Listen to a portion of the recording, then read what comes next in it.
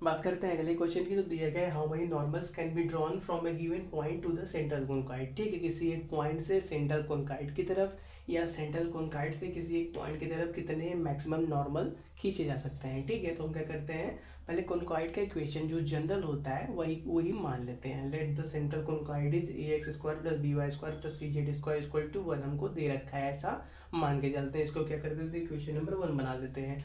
और जिस पॉइंट से कॉन्काइड की तरफ नॉर्मल बनाना है उस अननोन पॉइंट को एक पॉइंट ए नाम दे देते हैं। ठीक है, let the given point B A x1 y1 z1। तो देखो, पॉइंट से कॉन्काइड की तरफ हमको नॉर्मल बनाना है, या उल्टा भी बोल सकते हो कॉन्काइड से पॉइंट की तरफ। ठीक है, तो देखो अगर हम पॉइंट से कॉन्काइड की तरफ नॉर्मल खींच रहे हैं तो जो नॉर्मल है वो कॉन्काइड पे किसी एक पॉइंट पे टच होगा। वो पॉइंट जिस पॉइंट पे टच होगा उसको हम पी से डिनोट कर देते हैं। ठीक है, अननोन पॉइंट जहाँ से कॉन्काइड की तरफ हमको खींचना है वो ए है, जिसको हमने क्या ए बोल दिया। और उस पॉइंट से जब आप कॉन्काइड की तरफ आ रहे हो तो कॉन्काइड पे भी किसी एक पॉइंट पे टच होगा, तो जिस पॉइंट पे टच होगा उस पॉइंट को पी से डिनोट कर दिया, जिसका कोऑर्डिनेट अल्फा बीटा गामा हो गया। ठीक है, तो हम क्या करते हैं, the equation of normal to the conicoid one at a point alpha beta gamma निकाल लेते हैं। ठीक है, वो कितना होगा, X minus alpha upon A alpha, Y minus beta upon B beta, Z minus gamma upon C gamma. ठीक है, अल्फा बीटा गामा क्या है, जिस कॉन्काइड के जिस पॉइंट पे वो नॉर्मल टच कर रहा है उस पॉइंट का कोऑर्डिनेट है। ठीक है,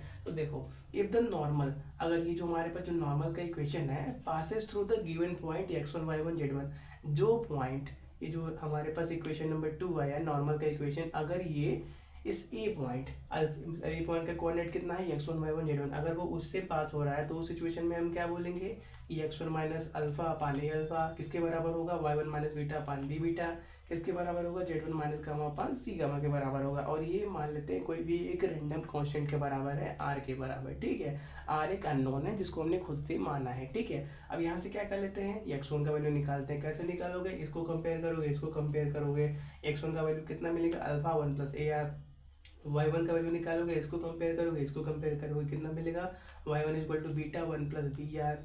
और z1 का वैल्यू निकालना है तो इसको कंपेयर करो, इसको कंपेयर करो, z1 equal to gamma 1 plus C R आ गया। ठीक है, अब क्या करते हैं, यहाँ से अल्फा बीटा गामा का वैल्यू निकाल लेते हैं। अल्फा निकालना है तो इसको इधर मल्टीप्लाई करो, सॉरी इधर डिवाइड में वजह क्या हो जाएगा, x1 upon 1 plus A R, beta कितना होगा y1 upon 1 plus B R, gamma कितना होगा z1 upon 1 plus C are. ठीक है, इतना पहले नोट करो, इसके आगे की बात करते हैं। ठीक है, चलो कंटिन्यू करते हैं। तो ये जो अल्फा बीटा गामा के वैल्यू थे इसको कोई इक्वेशन नंबर 3 बना देते हैं। ठीक है, तो देखो जो अल्फा बीटा गामा का है वो है हमारे पास सेंट्रल कॉन्काइड के ऊपर एक पॉइंट है। तो सेंट्रल कॉन्काइड के ऊपर पॉइंट है तो सेंट्रल कॉन्काइड के इक्वेशन को भी वो वेरीफाई करेगा।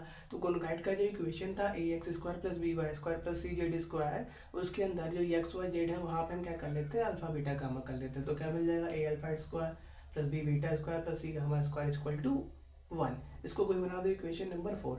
और ये जो इक्वेशन नंबर 3 से हमको अल्फा बीटा गामा के वैल्यू मिले हैं, बस उसको क्या कर दो, इक्वेशन नंबर 4 के अंदर पुट कर दो। तो क्या मिल जाएगा, A x1 square upon 1 plus A R whole square, B y1 square 1 plus B R whole square plus C z1 square 1 plus C R whole square is equal to 1 मिल जाएगा। बस क्या करना है, इसको एलसीएम लेके सिंप्लीफाई करना है। ठीक है, तो एलसीएम लोगे तो ये क्रॉस मल्टीप्लाई होगे, यहाँ पर राइट में आ गए। ठीक है, और इसके साथ क्या क्या आएगा, ये आएगा ये आएगा। तो ए x1 के स्क्वायर के साथ में क्या आ गया, 1 plus B R whole square 1 plus C R whole square. फिर बी y1 का होल स्क्वायर के साथ में क्या क्या मल्टीप्लाई में आएगा, ये आएगा ये आएगा। फिर क्या सी z1 स्क्वायर के साथ मल्टीप्लाई में क्या आएगा, ये आएगा ये आएगा। और क्या जो नीचे बच रहा था उसको हमने राइट में मल्टीप्लाई कर दिया। ठीक है, तो ये जो इक्वेशन है क्या करते हैं, इसको कोई इक्वेशन नंबर 5 बनाते हैं।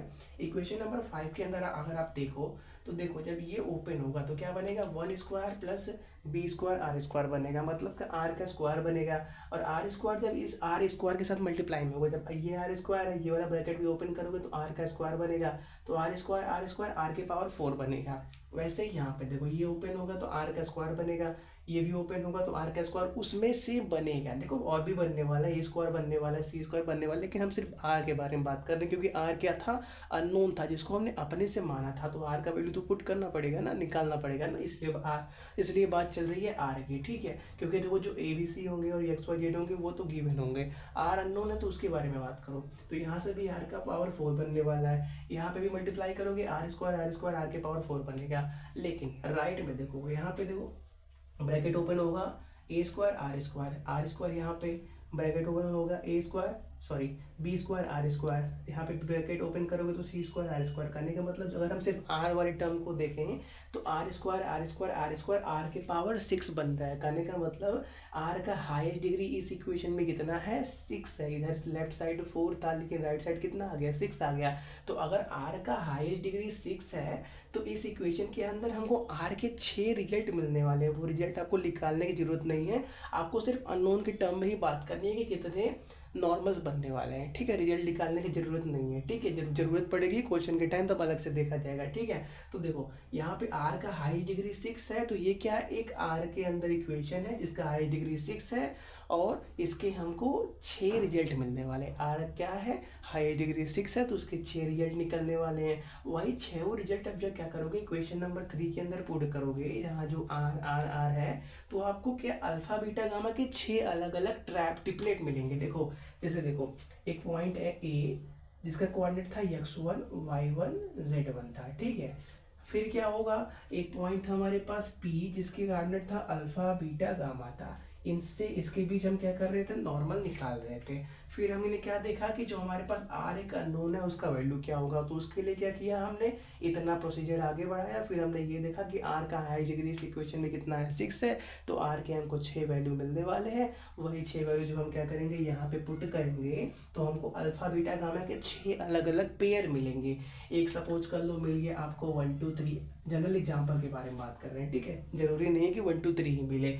एक मान लो आपको मिल गया 2 3 4, एक मान लो मिल गया आपको 7 0 4, कुछ भी मिल सकता है। ठीक है, जो भी, लेकिन 6 अलग अलग ट्रिपलेट मिलेंगे। ट्रिपलेट मतलब क्या, सेट ऑफ 3 थिंग्स। ठीक है, तो देखो यहाँ से क्या मिला हमको, 6 अलग अलग पेयर मिले। कहने का मतलब हमको 6 नॉर्मल्स मिलेंगे। तो हम क्या बोलेंगे, hence we get 6 points on the conicoid. जो हमारे पास कॉनकाइड था उसके ऊपर 6 अलग अलग हमको ऐसे पॉइंट मिलेंगे जहाँ से क्या करेंगे, हम नॉर्मल निकाल सकते हैं। कहाँ से, एक पॉइंट ए से उस पॉइंट की तरफ। ठीक है, कौन पॉइंट पे हमने एक फिक्स पॉइंट माना था, अल्फा बीटा गामा।